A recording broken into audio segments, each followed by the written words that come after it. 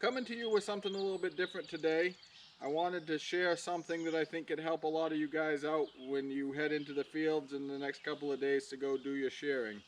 And I think it's a lifesaver. I know it's a lifesaver. And that's going to be how to control bleeding and apply a tourniquet in an emergency situation. I know it's something we don't think about very often, but we are dealing with some sharp tools, especially when you're shearing with knives or chainsaw use, and applying a tourniquet can be a lifesaver. In fact, the number one cause of preventable death after an injury is bleeding. All right, so here's my disclaimer. Uh, This is information that I've gathered in my full-time career as a professional firefighter and a paramedic and an EMS instructor. I am taking bits and pieces from the curriculum of the Stop the Bleed program. It's a program that I highly recommend anybody in this industry or any ag industry to get a chance and take. It will go into deeper topics about bleeding and how to wound pack and other things that can save a life. And it's a great source of information that you can have in your toolbox if you need to call upon it. All right, so here's the deal. Wear your safety equipment. That's going to prevent the injury from happening in the first place. If you have your chaps on, you're less likely to have an injury, a laceration, or an avulsion or something like that that's going to cause uncontrolled bleeding, because that's going to protect your vulnerable areas. But I'm also a realist, and we all know that we've cut corners here and there. I'm just going to run out and do these quick couple of trees, just going to bang it out, no big deal, and I'm not going to bother to put my chaps on. And that's when bad things can happen, right? We're all human. I wouldn't have a full-time job if people didn't make mistakes, so that's where this backup comes into play. So this is something that can help you out in a bind.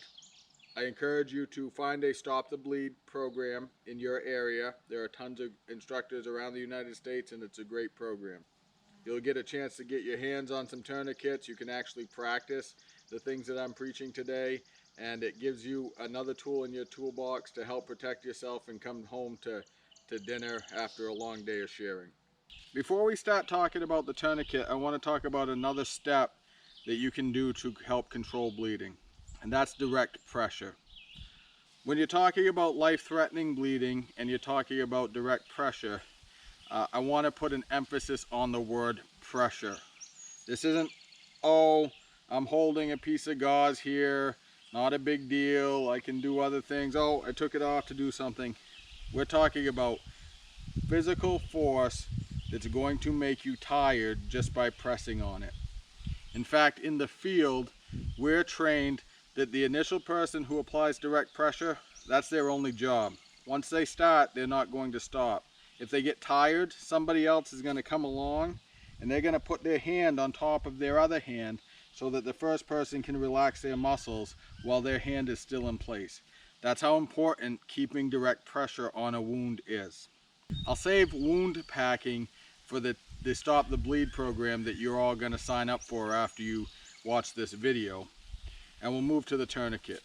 Alright guys, this is a c.a.t tourniquet. It's what I have in my turnout gear at work in case I need to apply it to somebody who's bleeding on an EMS call that we go on, or in case one of my brothers gets into trouble on a fire scene and we need to help ourselves out. The term c.a.t stands for Combat Application Tourniquet. The c.a.t tourniquet is something that's come out of Desert Storm in Afghanistan, and it saves lives. None of us are going to carry a big roll of gauze around while we're in the field, but we can carry a tourniquet around. This is an application for life-threatening bleeding. What is life-threatening bleeding? That's blood that is spurting out, that's blood that is pulsating, that is blood that's leaving a big old pool of red on the field floor. It's on the ground. This is not a little cut that you can wrap together with a band-aid or take a handkerchief and kind of hold it there and work your way back to the house and clean it up and then put a band-aid on it. This is life-threatening, copious amounts of fluid on the ground bleeding. You'll know it when you see it. So my first recommendation is when you get a cat tourniquet, it's going to be in a plastic package, take it out. These aren't sterile. It's not a sterile procedure. It's a down and dirty, make sure you get home and get to the hospital in one piece procedure.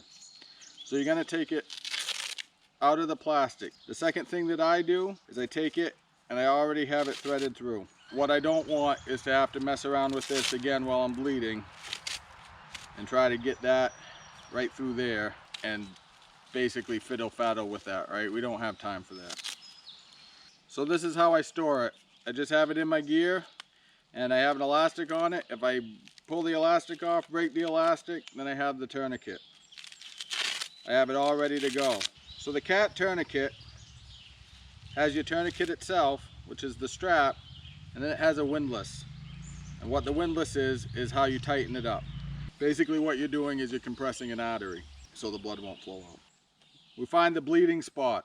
There could be more than one spot for bleeding, but in our case, I would think we'll probably be close to like one area of your leg that's filleted open.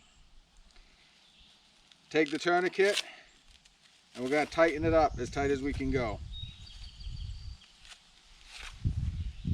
Once you get it so you can't tighten it anymore,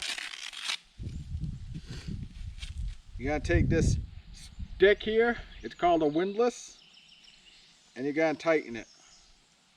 And you're going to keep tightening it until the bleeding stops.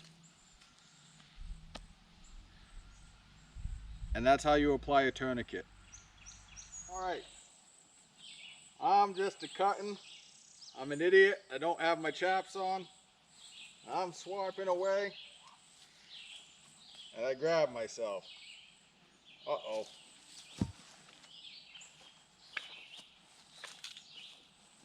I'm bleeding. Luckily, I got my tourniquet. Got it all set up and ready to go. Get that up over the wound.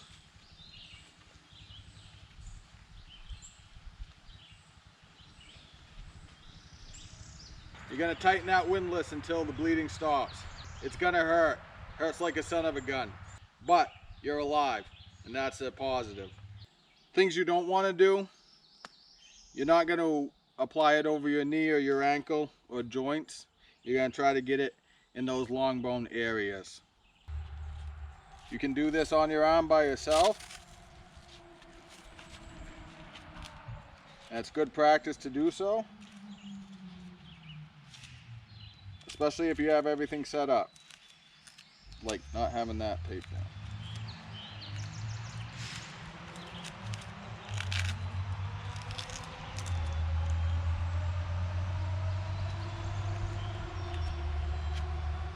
Just like that. There's no doubt that this is a scary situation. I guarantee that your heart's going to be racing. You're going to be pretty scared. But I think it's something that it's important that you have in the back of your head. You don't want to be out on the back 40 and slice yourself open or see one of your friends get sliced open and not be able to help them.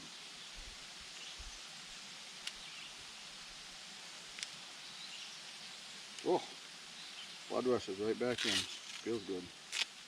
I'll place in the description down below a couple of places where you can get these. They're not that expensive, less than $40, and it's good to have them. Get a couple, throw them on the tractor, especially if you're cutting wood or when you're shearing or doing things like that, and just have it in the back of your head that you have one just in case. I hope this is something that helps you. I hope this is something that is interesting to you. If it is, don't forget to like and subscribe to the channel. Leave comments down below. And of course for me, now that I know how to apply a tourniquet, if I slice myself open, I'll have another day to say, I'd really rather feel bad in Maine than feel good anywhere else. So there you go, my friends. I'll see you soon.